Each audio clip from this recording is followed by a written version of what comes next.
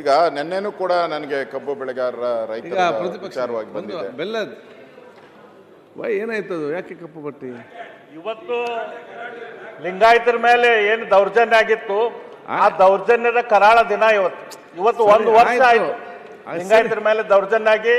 ಅದ್ರ ಮೇಲೆ ಸರ್ಕಾರ ಒಂದು ವಿಚಾರಣಾ ಆಯೋಗ ಮಾಡಿತ್ತು. ಆಯ್ತು, ಈಗ ವಿಚಾರಣಾ ಆಯೋಗ ನೋಡಿ ಆಯ್ತು. ಈಗ ಮತ್ತೆ ಅಶೋಕ್ ಅವ್ರೆ, ನೀವೇ ಕೇಳಿದ್ದು ಆಯ್ತು. ಯಾವುದೇ ಒಂದು ನೋಡಿ, ನೀವೆಲ್ಲ ಸೀನಿಯರ್ ಮೆಂಬರ್ಸ್ ಇದ್ದೀರಿ, ಒಂದು ನಿಯಮ ಇದೆ, ಆಯ್ತು ನಿಯಮ ಇದೆ, ಯಾಕೆ ಈ ರೀತಿ ಮಾಡ್ತೀರಿ? ಯಾವಲ್ಲ ಸೀನಿಯರ್ ಮೆಂಬರ್ಸ್ ಗೊತ್ತಿದೆ. ಈಗ ಕರಿಪಟ್ಟಿ ಹಾಕಿದ್ದು ಸರಿಯಲ್ಲ. ನೋಡಿ, ನೀವು ಡೆಪ್ಯೂಟಿ ಲೀಡರ್ ಆಗಿದ್ದೀರಿ, ನಿಮಗೆ ಗೊತ್ತಿದೆ ಒಂದು ವಿಚಾರ, ಅದು ಮತ್ತೆ ಚರ್ಚೆ ಮಾಡುವ. ಈಗ ಇದನ್ನು ಕಟ್ಟಿ ಮಾಡಿ ಆಯ್ತು, ಕ್ಲಿಯರ್ ಮಾಡಿ. ಯಾವಾಗ ಚರ್ಚೆ ಕೊಡ್ತೀನಿ? ಆಯ್ತು, ಇದನ್ನು ಕೊಡ್ತೇನೆ. Your should be a model to others. ನೀವು ಬೇರೆಯವ್ರಿಗೆ ಕೊಡ್ತೇವೆ ನೆಕ್ಸ್ಟ್. ಪಾಟೀಲ್ ಹೇಳಿದಾಗ ಅವರು ಪಾಟೀಲ್ರು ಸಕ್ಕರೆ ಮಂತ್ರಿ ಶಿವಾನಂದ ಅವರು ಹೇಳಿದ ಕೂತಿದ್ದೆ. ಸಂಬಂಧಪಟ್ಟ ನಾನೇನೋ ಅದಕ್ಕೆ ರಿಸ್ಟ್ರಿಕ್ಷನ್ ಮಾಡಲ್ಲ. ಇಲ್ಲಿ ನಾನು ಸರ್ಕಾರದ ಫೇಲ್ಯೂರ್ ಹೇಳಕ್ಕೆ ನಾನು ನಿಂತಿರೋದು. ಸರ್ಕಾರನ ಹೊಗಳಕ್ಕೆ ಬಂದಾಗ ನೀವು ಕಾಮೆಂಟ್ ಮಾಡಿಬೇಡಿ. ನಾನು ಹೊಗಳಕ್ಕಲ್ಲ ನಿಂತಿರೋದು, ಫೇಲ್ಯೂರ್ಸ್. ಹೆಂಗಾಯ್ತು ಇದು ನೋಡ್ರಿ, ನಿಮ್ಮ ಕೆಲಸ ನಾವು ಮಾಡ್ಬೇಕು. ಸರ್ಕಾರ ಬದುಕಿದ್ರೆ ಈ ಅನಾಹುತ ಆಗಕ್ಕೆ ಸಾಧ್ಯನೇ, ವ್ಯವಸ್ಥೆ ಮಾಡ್ಬೇಕಾಯ್ತು. ಈಗ ರೈತರು ಹೋರಾಟ ನಡೀತಾ ಇದೆ, ಬೀದಿಗಿಳಿದಿದ್ದಾರೆ, ಗಲಾಟೆ ಆಗ್ತೈತೆ ಅಂತ ಗೊತ್ತು, ಎಲ್ಲರಿಗೂ ಗೊತ್ತು, ಪೊಲೀಸ್ ಇಲಾಖೆಗೂ ಗೊತ್ತು, ಇಂಟೆಲಿಜೆನ್ಸಿಗೆ ಪಕ್ಕ ಗೊತ್ತಿರಲೇಬೇಕಿದು. ಇಷ್ಟಿದ್ರೂ ಕೂಡ 250 ಟ್ರ್ಯಾಕ್ಟರ್ ಸುಟ್ಟಾಕ್ತಾರೆ, ಬೆಂಕಿ ದಗದಗ ಹತ್ತಿ ಉರಿಯುತ್ತೆ. ಎಲ್ಲ ಚಾನಲ್ಲು ಅದನ್ನೇ ಲೈವ್ ಮಾಡ್ತಾ ಇದ್ರು, ನೋಡಿದೆ ನಾನು. ಇಷ್ಟೆಲ್ಲ ಆದ್ರೂ ಕೂಡ ಅದನ್ನು ಸಮರ್ಥಿಸಕ್ಕೆ ಯಾರೂ ಹೋಗ್ಬಾರ್ದು. ತಪ್ಪು ಇದು.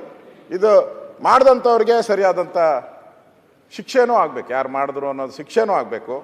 ಮತ್ತು ಅಲ್ಲಿ ಲಾಸ್ ಆಗಿದೆಯಲ್ಲ, ಆ ರೈತರಿಗೆ ಪರಿಹಾರ ಹೆಂಗೆ ಕೊಡ್ತೀರಾ? ಆ 250 ಟ್ರ್ಯಾಕ್ಟ್ರುಗಳು, 1030 ಟನ್ ಕಬ್ಬು, ಇವರೆಲ್ಲರಿಗೂ ಸರ್ಕಾರ ಪರಿಹಾರ ಕೊಡಬೇಕು. ಇಲ್ಲ ಅಂತ ಹೇಳಿದ್ರೆ ರೈತರು ಮತ್ತೆ ಹೋರಾಟ ಮಾಡುವಂಥ ಪರಿಸ್ಥಿತಿಗೆ ಯಾವ ಕಾರಣಕ್ಕೂ ಮಾಡಬಾರ್ದು. ಮತ್ತು ಸರ್ಕಾರಕ್ಕೆ ಇದರಿಂದ ಆದಾಯ ಬರುವಂಥ ಒಂದು ಉದ್ಯಮ ಇದು ವ್ಯವಸಾಯದಲ್ಲಿ. ಇದಕ್ಕೆ ಮೋಸ ಮಾಡಬಾರ್ದು, ರೈತರಿಗೆ ಮೋಸ ಮಾಡಬಾರ್ದು. ಅದರಿಂದ ಇಲ್ಲಿ ಪತ್ರಿಕೆಗಳು ಕೂಡ ಅವತ್ತು ಈ ಅನಾಹುತದ ಬಗ್ಗೆ ದೊಡ್ಡ ವಿಸ್ತೃತವಾದಂಥ ವರದಿಯನ್ನು ಕೂಡ ಮಾಡಿದ್ದಾರೆ, ನಾವು ನೋಡ್ತಾ ಇದ್ದೀರಿ. ನಾನು ಕಬ್ಬು ಬೆಳೆಗಾರರು ಅಷ್ಟೇ 32 ಜನ ಇದುವರೆಗೂ ಆತ್ಮಹತ್ಯೆ ಮಾಡ್ಕೊಂಡಿದ್ದಾರೆ. 32 ಜನ ಕಬ್ಬು ಬೆಳೆಗಾರರು ಆಗಿದೆ. ಅವ್ರಿಗೆ ನಾನು ಆಗಲೇ ಹೇಳಿದೆ, ತೂಕದಲ್ಲಿ ಮೋಸ, ಸಾಲಗಾರರ ಕಾಟ, ಸರಿಯಾದ ಸಮಯಕ್ಕೆ ಪೇಮೆಂಟ್ ಕೊಡಲ್ಲ, ಈ ಬೆಳೆ ಬೆಳೆದಿರೋ ಅಂಥವ್ರಿಗೆ ಅನ್ಯಾಯ ಆಗ್ತಾ ಇದೆ. ಅದಕ್ಕೋಸ್ಕರ ಈ 32 ಜನ ಸತ್ತಿದ್ದಾರೆ. ಅಲ್ಲೇ ರಾಯಬಾಗ್ ತಾಲೂಕಿನ ಅರಕೋಲ್ ಗ್ರಾಮದಲ್ಲಿ ಒಬ್ಬ ರೈತ ಲಕ್ಕಪ್ಪ ಗುಣಕಾರ ವಿಷ ಸೇವಿಸಿ ಆತ್ಮಹತ್ಯೆ ಮಾಡ್ಕೊತಾರೆ.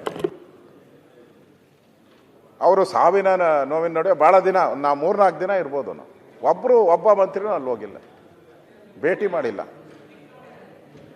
ಹೋಗಿಲ್ಲ. ಸಾಂತ್ವನ ಆದರೂ ಹೇಳ್ಬೇಕಲ್ಲ, ರಿಕವರಿ ಆದರೂ ಬೇರೆ, ಭೇಟಿ ಮಾಡಬೇಕಾಯಿತು, ಸಾಂತ್ವನ ಹೇಳಬೇಕಾಯಿತು. ಅದರಿಂದ ಮಂತ್ರಿಗಳು ಅದ್ರ ಬಗ್ಗೆ ಗಮನ ಹರಿಸ್ಬೇಕು, ನ್ಯಾಯ ಸಿಗಬೇಕು, ಕಬ್ಬು ಬೆಳೆಗಾರರಿಗೆ ನ್ಯಾಯ ಸಿಗಬೇಕು ಅನ್ನೋದು ನನ್ನ ಒಂದು ಮಾತನ್ನು ಇವತ್ತು ಹೇಳ್ತಾ ಇದ್ದೀವಿ. ಇನ್ನು ತುಂಗಭದ್ರಾ ಜಲಾಶಯದ ಬಗ್ಗೆ ಆ ತುಂಗಭದ್ರಾ ಜಲಾಶಯದ ಗೇಟು 2024 ಅವತ್ತು 19ನೇ ಗೇಟು ಒಡೆದೋಗ್ತೈತೆ. ನಮಗೂ ಗೊತ್ತಾಗ್ತದೆ, ನಾನು ಹೋಗಿದ್ದೆ, ಭೇಟಿ ಮಾಡಿದೆ. ನೀರೆಲ್ಲ ಹರಿದು ಆಂಧ್ರ ಪ್ರದೇಶಕ್ಕೆ ಹೋಗ್ತಾ ಇತ್ತು. ಪ್ರತಿ ವರ್ಷನೂ ಕೂಡ 2ನೇ ಬೆಳೆಗೆ ಅಲ್ಲಿ ಅವಕಾಶ ಸಿಗ್ತಾ ಇತ್ತು ರೈತರಿಗೆ, ಲಕ್ಷಾಂತರ ಎಕರೆ ರೈತರಿಗೆ. ಹೊರಟೋಯ್ತು. ನಾನು ಭೇಟಿ ಮಾಡಿದ್ದೆ, ಮಂತ್ರಿಗಳು ಭೇಟಿ ಮಾಡಿದ್ರು, ನೀರಾವರಿ ಮಂತ್ರಿ ಹೋಗಿ ಭೇಟಿ ಮಾಡಿದ್ರು. ಪ್ರಗತಿ 0. ನಾನು 3 ಬಾರಿ ಹೋಗಿದ್ದೀನಿ. ಅದಾದಮೇಲೆ ಅಲ್ಲಿ ರೈತರು ಒತ್ತಡ ಮಾಡಿದ್ರು, 2ನೇ ಬಾರಿ ಹೋದೆ. ಮೊನ್ನೆನೂ ಕೂಡ ಒಂದು 15 ದಿನದಿಂದ ಮತ್ತೆ ಆ ಮ್ಯಾನುಫ್ಯಾಕ್ಚರ್ ಮಾಡೋ ಸ್ಥಳಕ್ಕೆ ಹೋದೆ. ನಾನು ಹೋದಾಗ 12 ಕೋಟಿ ಇದು ಬಿಲ್ಲು, ಫಸ್ಟ್ ಬಿಲ್ ಕೊಟ್ಟಿದ್ದೀರಿ ಸರ್, ಇನ್ನೂ ದುಡ್ಡೇ ಕೊಟ್ಟಿಲ್ಲ ಅಂದರು. ಇವಾಗ ಕೊಟ್ಟಿದ್ದಾರೆ ಹೆಂಗೋ ಗೊತ್ತಿಲ್ಲ, ಅಧಿವೇಶನ ನಡೆದೆ, ಕೊಟ್ಟಿಲ್ಲ ಅಂತ ಹೇಳುದು. ಒಟ್ಟು 65 ಕೋಟಿಗೋ ಏನೋ ಇದಾಗಿದೆ ಟೆಂಡರು, ಬಿಲ್ಲೇ ಕೊಟ್ಟಿಲ್ಲ. ಗೇಟ್ಗಳು ಮಾತ್ರ ಕೂತರಿಸ್ಬೇಕು ಅಂತ. ಅಲ್ಲಿ ಪಾದಯಾತ್ರೆ, ಹೋರಾಟ, ಬಂದು ದಿನನಿತ್ಯ ನಡೀತಾ ಇದೆ, ಇವತ್ತಿಗೂ ನಡೀತಾ ಇದೆ. ಲಕ್ಷಾಂತರ ಈ ರಾಜ್ಯಕ್ಕೆ ಆದಾಯ ಬರುವಂಥ ಜಿಲ್ಲೆಗಳಲ್ಲಿ ಇವತ್ತು 2ನೇ ಬೆಳೆ ಇಲ್ಲ. ನಾನು ಕೇಳಿದೆ ಅಧಿಕಾರಿಗಳನ್ನ ಸಭೆ ಕರೆದು, ಏನು ಯಾವಾಗ ಕಂಪ್ಲೀಟ್ ಮಾಡ್ತೀರಪ್ಪ ಅಂದರು. ಮಾರ್ಚಲ್ಲಿ ಆಗ್ಬೋದು ಸರ್ ಅಂತದ್ದು. ಇವಾಗೇನೋ ಕುಂಡ್ರಸಕ್ಕೆ ಹೊರಟಿದ್ದಾರೆ ಒಂದೊಂದೇ ಗೇಟ್ನ, 33 ಗೇಟ್ ಮಾಡಬೇಕದನ್ನು, 30 ಗೇಟ್ ರಿಪೇರಿ. ನನಗನ್ಸುತ್ತೆ ಈ ಮಳೆಗಾಲ ಬಂದ್ರೂ ಆಗಲ್ಲ, ಎರಡನೇ ಬೆಳೆ ಮುಂದಿನ ವರ್ಷದಕ್ಕೂ ಇಲ್ಲ ಅಂದರೆ 2 ಬೆಳೆ ಲಾಸ್ ಆಯಿತು. ಯಾರಿಂದ? ಈ ಸರ್ಕಾರದ ವಿಳಂಬ ನೀತಿಯಿಂದ ಆಯಿತು. ಈ ಸರ್ಕಾರ ಆ ರೈತರಿಗೆ ಮಾಡಿದಂಥ ಅನ್ಯಾಯದಿಂದ ಆಯಿತು. ಇದನ್ನ ನಾವು ಕೇಳ್ತಾ ಇದ್ದೀರಿ. ಈ ಥರ ನೀವು ಡಿಲೇ ಮಾಡ್ಕೊಂಡು ನಿಮ್ಮ ಹತ್ರ ಏನಾದ್ರು ಪ್ರಾಬ್ಲಮ್ ಇರಲಿ ಪರವಾಗಿಲ್ಲ, ನಾನು ಹೇಳ್ತೀನಿ, ಇನ್ನೂ ಇದೆ. ಈ ನೀರನ್ನು ಉಳಿಸಿದ್ರೆ ಇವತ್ತು ಕೋಟ್ಯಾಂತರ ರೂಪಾಯಿ ರೈತರಿಗೂ ಆದಾಯ ಬರ್ತಾ ಇತ್ತು, ಸರ್ಕಾರಕ್ಕೂ ಆದಾಯ ಬರ್ತಾ ಇತ್ತು. ನಾವು ಪದೇ ಪದೇ ಹೇಳ್ತೀರಿ, ರೈತರ ಆದಾಯ ಜಾಸ್ತಿ ಮಾಡಿದ್ರೆ ಸರ್ಕಾರಕ್ಕೂ ಬೆನಿಫಿಟ್ ಆಗ್ತದೆ. ಅದು ನಮ್ಮ ಉದ್ದೇಶ, ನಮ್ಮ ಮ್ಯಾನಿಫೆಸ್ಟೋದಲ್ಲೇ ಇದೆ, ಅದು ಮಾಡಬೇಕು ಅಂತ. ಕೃಷಿ ಇಲಾಖೆದು ನೆನ್ನೆ ಓದಿದ್ದೀನಿ ನಾನು. ಕೃಷಿ ಇಲಾಖೆಯಲ್ಲಿ ಮೇನ್ ಇರೋದು ಅದೇ, ನಮ್ಮ ರೈತರಿಗೆ ಹೆಚ್ಚು ಆದಾಯ ಬರೋ ರೀತಿ ಮಾಡಬೇಕು. ಎಲ್ಲಿ ಮಾಡ್ತಾ ಇದ್ದೀರಾ? ಒಂದು ಗೇಟ್ ಮುಚ್ಚಕ್ಕೆ 1 ವರ್ಷ ತಗೊತಾ ಇದ್ದೀರಲ್ಲ, ಗೇಟ್ಗಳು ಮುಚ್ಚಕ್ಕೆ ಒಂದು ಡ್ಯಾಮ್. ಹಿಂದೆ KRS ಆದಾಗೂ ಕೂಡ ಬಸವರಾಜ ಬೊಮ್ಮಾಯಿ ಅವರಿದ್ದರು. ಇಮಿಡಿಯೇಟಾಗಿ ಅದನ್ನು ಎಲ್ಲ ಗೇಟ್ಗಳನ್ನು ಸರಿ ಮಾಡಿಸಿದ್ರು, ಹಣ ಬಿಡುಗಡೆ ಮಾಡಿದ್ರು. ಇಲ್ಲ, ಹಣ ಬಿಡುಗಡೆ ಮಾಡೋಕ್ಕೂ ಇವ್ರ ಹತ್ರ ಕಾಸಿಲ್ಲ. ಬಿಲ್ಲು 12 ಕೋಟಿ ಬಿಲ್ಲು ಇನ್ನೂ ಪೆಂಡಿಂಗ್ ಇದೆ. ಕೊಟ್ಟಿದ್ದಾರೋ ಹೆಂಗೋ ಗೊತ್ತಿಲ್ಲ. ನಾನು ಅಲ್ಲಿ ಹೋದಾಗಂತೂ ಕೊಟ್ಟಿಲ್ಲ ಅಂತ ಹೇಳು. ಇದು ಸರ್ಕಾರ ಅಲ್ಲಿ ಉತ್ತರ ಕರ್ನಾಟಕದ ಭಾಗದ ರೈತರಿಗೆ ಮಾಡ್ತಾ ಇರೋ ಅನ್ಯಾಯ ಅಂತ ನಾನು ಹೇಳ್ತಾ ಇದ್ದೀನಿ. ಅದರಿಂದ ನಾನು ಸರ್ಕಾರಕ್ಕೆ ಡಿಮ್ಯಾಂಡ್ ಹೇಳ್ತಾ ಇದ್ದೀನಿ. ಈಗ 2ನೇ ಬೆಳೆ ಲಾಸ್ ಆಗಿದೆ, ಬೆಳೆ ಬೆಳೀತಾ ಇಲ್ಲ. ಅವರು ಹೋರಾಟಗಳು ನಡೀತಾ ಇದೆ, ಇವತ್ತಿಗೂ ನಡೀತಾ ಇದೆ. ಸಾವಿರಾರು ಜನ ಹೋರಾಟ ಮಾಡ್ತಾ ಇದ್ದಾರೆ, ಪಾದಯಾತ್ರೆಗಳು ಎಲ್ಲ ಮಾಡ್ತಾ ಇದ್ದಾರೆ. ನಾನು ಸರ್ಕಾರಕ್ಕೆ ಹೇಳೋವಂಥದ್ದು, ಇದಕ್ಕೆ 25,000 ಪ್ರತಿ ಎಕರೆಗೆ 25,000 ಪರಿಹಾರ ಕೊಡಿ. ನೀವು ಮಾಡಿದ ಮಿಸ್ಟೇಕಿಂದ ಇವತ್ತು ರೈತರಿಗೆ ಬೆಳೆ ಹಾನಿ ಆಗ್ತಾ ಇದೆ. 25,000 ರೂಪಾಯಿ ಪರಿಹಾರವನ್ನು ಆ ಉತ್ತರ ಕರ್ನಾಟಕದ ಜನಕ್ಕೆ, ಆ ಭಾಗದ ಜನಕ್ಕೆ ಕೊಡಬೇಕು. ಅನ್ಯಾಯವಾಗಿ ಹೋಗ್ತಾ ಇದೆ, ಆಂಧ್ರಾಗೆ ಹೋಗ್ತಾ ಇದೆ, ಆಂಧ್ರದಿಂದ ಸಮುದ್ರಕ್ಕೆ ವೇಸ್ಟ್ ಆಗಿ ಹೋಗ್ತಾ ಇದೆ. ಇಲ್ಲಿ ಭಾಳ ಜನ ಮಾತಾಡ್ತಾರೆ, ಕಾವೇರಿದೇನಾದರೂ ಒಂದು ತೊಟ್ಟು ನೀರು ಹೆಚ್ಚು ಕಮ್ಮಿ ಆದರೂ ಎಷ್ಟು ಗಲಾಟೆಗಳು ಆಗ್ತೈತೆ ಅಂತೇಳಿ.